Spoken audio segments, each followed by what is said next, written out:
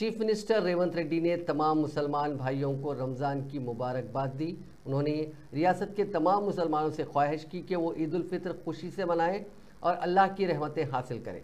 अपने पैगाम में चीफ मिनिस्टर रेवंत रेड्डी ने कहा कि मुसलमानों से रमज़ान की ईद खुशी से मनाने की अपील की जाती है, जो एक महीने के सख्त रोज़ों के बाद अपने तमाम ख़ानदान के अफराद और दोस्तों के साथ मनाई जाती है। उन्होंने कहा कि रमज़ान ये पैगाम देता है कि इंसानी खिदमत तमाम खिदमात से बालातर है, सेकुलरिज्म और मजहबी हम आहंगी की रियासत की अलामत है।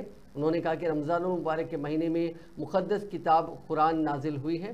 कुरान ने रोज़े के साथ नमाज, ज़कात व फितरा देने की तालीम दी है। उन्होंने कहा कि तेलंगाना गंगा जमनी तहजीब की अलामत है और उनकी हुकूमत मुस्लिम अक़लियतों की तरक्की को अव्वलीन तरजीह देती है।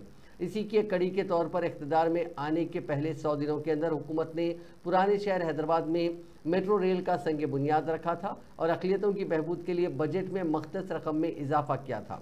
उन्होंने कहा कि अक़लियती अक़ामती स्कूलों के लिए ज़ाती इमारतों की तामीर के लिए अराज़ी फराहम की जा रही है। चीफ मिनिस्टर रेवंत रेड्डी ने दुआ की कि रियासत तेलंगाना खुशहाल हो और तमाम लोग खुशी से एक साथ रहें।